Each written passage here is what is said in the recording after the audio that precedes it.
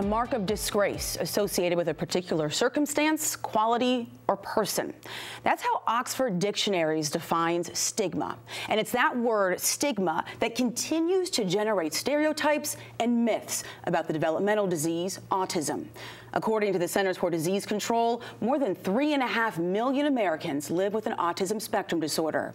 There are people right here in our community working daily to educate, enlighten, and destigmatize autism. And a few of them are at the desk with me right now to break this issue down even further. Joining me is Jeremiah Ihoma. Jeremiah is the author of the book, My Super Life with Autism. And joining Jeremiah is his mother, Lisa Peck. And also at the desk is Rachel Rosner, Director of Education and Support Services for Autism Month. And welcome to all of you. Thanks for being here. Thank you. Rachel, how would you describe the autism stigma that exists in our society today, and why does this exist? I think it exists because people with autism look like everybody else. And it has to do with, I guess, the unexpected. It's funny that that's one of the words that we talk, that I talk with my kids a lot about, what to do when things are unexpected, how they should react, what are the words they can use, who can they go to when they need help. But I think that in this circumstance, the opposite might also be true, that when you run across someone with autism in our community, they don't look different than everyone else, so you don't expect that maybe they have a different manner of speaking than you would, or do different things with their body than you would expect. And I think people are a little bit scared. Well, this is something, Jeremiah, you actually talk about your life with autism. You wrote it's an informative book, it's a creative book, and I have to tell you, I love the illustrations in your book, but it's about your life and the experiences that you had. Why did you want to share your story in a children's book? Well, it's something that I figured you need to know. It's something that people come across in daily life, dealing with people who are very different than you, and I feel like you need to understand why and how it works. Exactly. And what type of, I know you've done book signings in Rochester, what type of response have you gotten from other young people? Has your book been beneficial for them? Have they told you if it has been? Well, I've read some reviews, and they've had some great reviews, and they really learned a lot. So, and that's the bottom line. I'm sorry. Go ahead, Jeremiah. That's what I'm trying to get across. This is not a manual guide, because everybody is different, and every autism situation is different. So I feel that you can't take this and expect these are life instructions for people who have autism. No, this is just an experience out of many experiences that people will need to know, because not many autistic people can write their experiences down in a book, and I really think this can help them. Lisa, talk a little bit about how stigma is incorporated in Jeremiah's book, and why it was important for him to include that. I think he touched on the topics that he touched on in the book is on ways that he deals with his autism. He calls some of the stuff that he deals with in his book superpowers, and some of the things that autism has given him as a superpower and how he deals with it.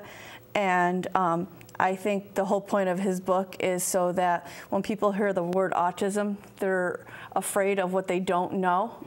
And I think that his mission of that book was to show them that he's the same as them. He might do some things a little differently, but in the end, you're all the same. There are people, I can guarantee they're likely watching right now, and they're thinking, we are hearing more about autism spectrum disorders. There's more awareness. We're told that there are more support services available for young people. We see actors and actresses on the spectrum and TV shows and movies. So why are we talking about stigma? And Rachel and Lisa, I want to tie this in for both of you.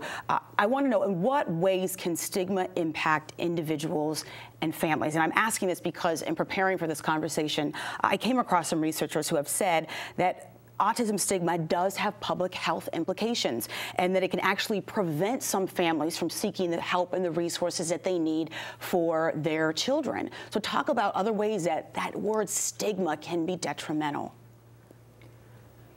I think in terms of medical care, if a person with autism, for example, takes themselves to the emergency room, and they're not able to communicate in an expected way, if they disclose to the provider that they have autism and they're not necessarily able to get their point across in a way that the doctor or nurse or tech is expecting.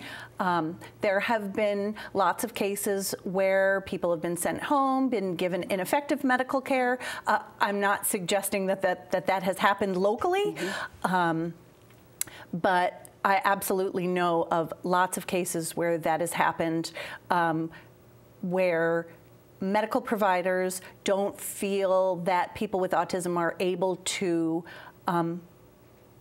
advocate for themselves, and that what they say they need is not always to be respected and believed. And that, I think, is really what the stigma does in other areas, not just medical care.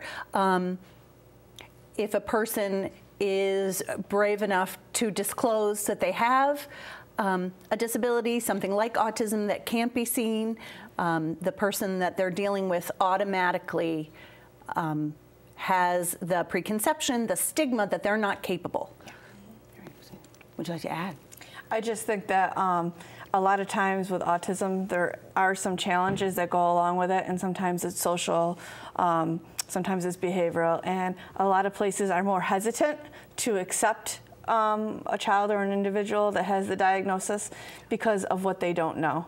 And that's why I think nowadays it's so important for people like parents like me and educators like Rachel to educate people on all levels about autism, so that people aren't afraid, and that they open their arms up wide just like they would any other person. Well, Jeremiah, something that your mom brought up in your book that you have done and you incorporated are the superpowers. And I think this is awesome. And you describe that you see having autism as having these superpowers. And I think we all love the idea of that, and we think it's an awesome thing. So talk to me a little bit about what are the superpowers that you see, that you have? What are those skills like?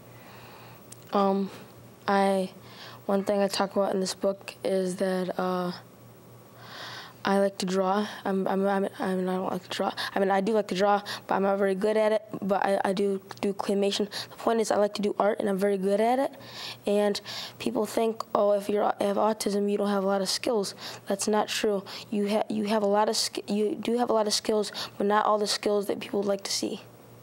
So one of your skills is that of an artist. Your superpowers, I should say. Very good. How does, I think that's an incredible thing in terms of reframing this by looking at it as having superpowers as opposed to lacking something. It's a way of looking at this in a different way. How can that be beneficial, not just for young people, but for society as well? You're putting more of a positive note on it, than you're focusing on their abilities rather than the disabilities. And a lot of it, it's not, a lot about autism is not really a disability. It's just a different way of going about it, a different operating system per se. It's not really a disability. It's just that they do things differently to accomplish the same goal. Mm-hmm. And I just want to close. I want to ask you, Rachel, what is one thing or something that you believe we have yet to see in our society that would be beneficial in terms of destigmatizing autism? I think just the basic idea that people with disabilities, whether or not that disability can be seen, deserve respect and credit for being a valuable human being on the earth and in your community. And that mindset shift is very difficult for some people who don't necessarily have exposure to a personal connection with someone with a disability. In 2017, that's highly unlikely. over 20% of the general population has a disability of some kind or another. Some can be seen and some can't. But the basic mindset that every person in your community has something positive to offer. And I think that if everyone can enter into a room with that mindset, that a lot of the stigmatization will go away. All right, well, we have to close for now, but Jeremiah and Lisa and Rachel, thank you for joining me and for your continued work in our community. You can get your own copy of Jeremiah's book, My Super Life with Autism, on Amazon. That's Amazon.com. And you can learn more about programs, services, and support for autism spectrum disorder at autismup.org.